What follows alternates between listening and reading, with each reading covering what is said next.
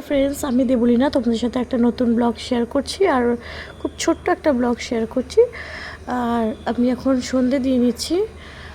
প্রতিদিন এমনি বাবা বা মাই সন্ধে ঠন্ধে দেয় মন্দির ঘরে। আজকে আমি একটু দিচ্ছি প্রদীপ টদীপ ধরিয়ে।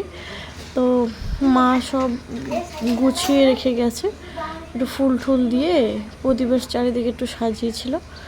কারণ আমার ভিডিওতে তোমরা সবাই শিবরাত্রিতে আমাদের বাড়িতে ব্রাহ্মণ আসে পুজো হয়, নীল পুজোতে ব্রাহ্মণ আসে পুজো হয়, আর শ্রাবণ মাসেও হয় প্যান্ডেল ট্যান্ডেল করে ব্রাহ্মণ এসে পুজো হয়।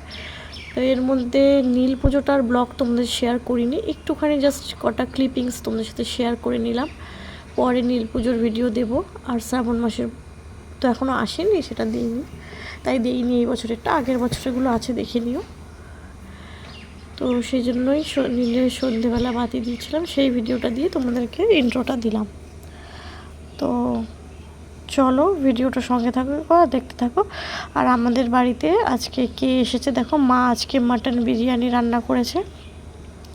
দেখো আমার ব্লগে তো প্রচুর তোমরা দেখতে পেয়েছো যে আমার মা কীভাবে মটন বিরিয়ানি বানায়, তাই নতুন করে আর দেখানোর কিছু নেই, আর দেখায়নি। আর আমার ছেলে না চুলে শ্যাম্পু দিয়েছে, যার কারণে চুলগুলো দেখো কত মানে সামনে চলে আসছে আঁচড়ানোর পরেও। তো চলো, এখানে দেখো এই বড় হাঁড়িতে মা মাটন বিরিয়ানি বানিয়েছে। আর মাটনটা না আমার বাড়িতে সবাই ভালো খায়, চিকেনটার থেকে মাটনটাই ভালো খায়। তো একে একে সবার জন্য সার্ভিং করে নেওয়া হচ্ছে, প্লেটে সবার জন্য বাড়া হচ্ছে মাটন বিরিয়ানি। আর আমি একটা জিনিস দেখেছি, যতই তো কেনা বিরিয়ানি খাওয়া হোক, বাড়ির মতো টেস্ট বিরিয়ানিতে কখনোই আসবে না সেটা। ওই দেখো আমাদের সবার বাড়া হয়ে গেছে, তারপরে হাঁড়িতে এই যে এতটা মতো মা বেশি করে বানিয়েছে, তোমাদের তো বললামই। আর মাটন বিরিয়ানিটা বাড়িতে কেন টেস্ট লাগে, তার কারণে একটু জুসি টুসি হয়। আর মার ইচ্ছে ছিল দুপুরে অন্য কিছু রান্না করার, যেমন মাটন তো রান্না করতোই, খাসির মাংস রান্না করতো, তার সাথে মাছ ভাত, মাছ তো ঠাকুমার জন্য করেছে, তার সাথে মাছ ডাল ভাজা চাটনি এসব করতো, কিন্তু করা হয়নি। তার কারণ হচ্ছে আমার শাশুড়ি মা আর শ্বশুর মশাই, তারপরে আমার ভাসুর দেওর সবাইকে নিমন্ত্রণ করা হয়েছিল। তো মানে আমার শ্বশুর মশাই শরীরটা একটু খারাপ বলে আসতে পারিনি, আর শাশুড়ি মা তো ওনাকে একা রেখে আসতে পারবে না। তো শুধু দাদা ভাই এসছে, আর আমার দেওরের ডিউটি ছিল, ভোরবেলা বেরিয়ে যাবে 3টে সাড়ে 3টের সময়, এই জন্য আসতে পারেনি, অন্য সময় আসবে। তো এই জন্য মা সবাই যখন আসছে না, তাই জন্য এত পদ করেনি, শুধু মাটন বিরিয়ানি করেছে আর সিমুইয়ের পায়েস আর মানে রসগোল্লা বলছি কেন, সরি, লাল মিষ্টি। তো এদিকে দেখো আমার ছেলে এখন দোলনা দুলছে, তো তাই জন্য মাটন বিরিয়ানি বানিয়েছে। আর দাদা ভাইও মাটন, মানে আমার ভাসুরও মাটন বিরিয়ানি খেতে ভালোবাসে, তাই জন্যই। না হলে ডাল ভাজা মাছ তরকারি চাটনি এসব করতো, খাসির মাংস তো করতোই, মাছ টাছও করতো।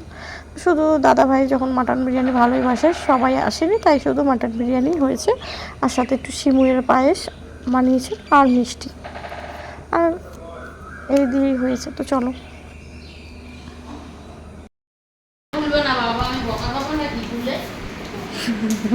ওই দেখো বাবার কাছে গেছে।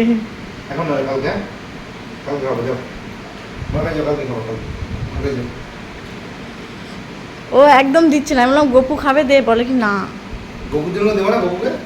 ওই যে হনুমানকে দিচ্ছে।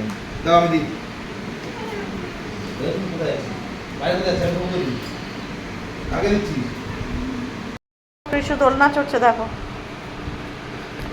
দেখো কৃষুর দোলনা চড়ছে।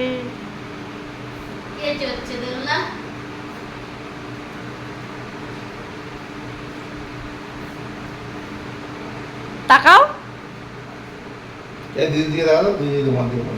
আমার লজ্জা পায়, তোমার খালি গায়ে তোমার কিছু এখন ঘর থেকে ঘরে যাবে না, ওর জেঠু এসছে না, এই জন্য যাবে না, ও দেখছি ও ঘুমা।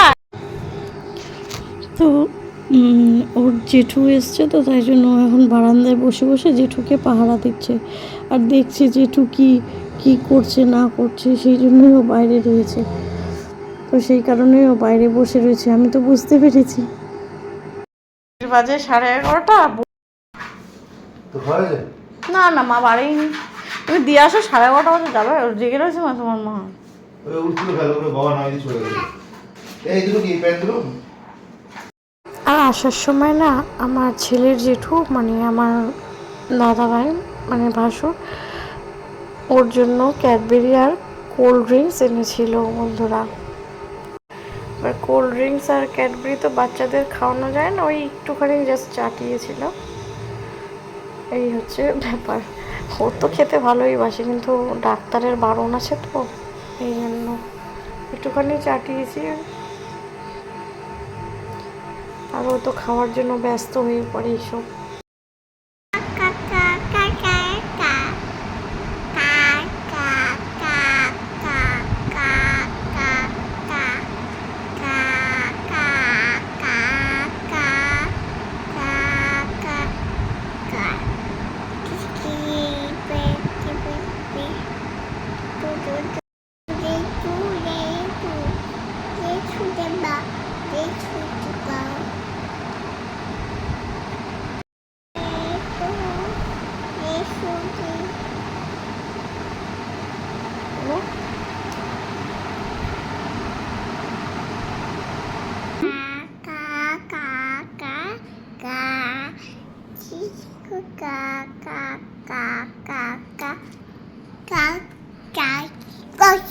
Go.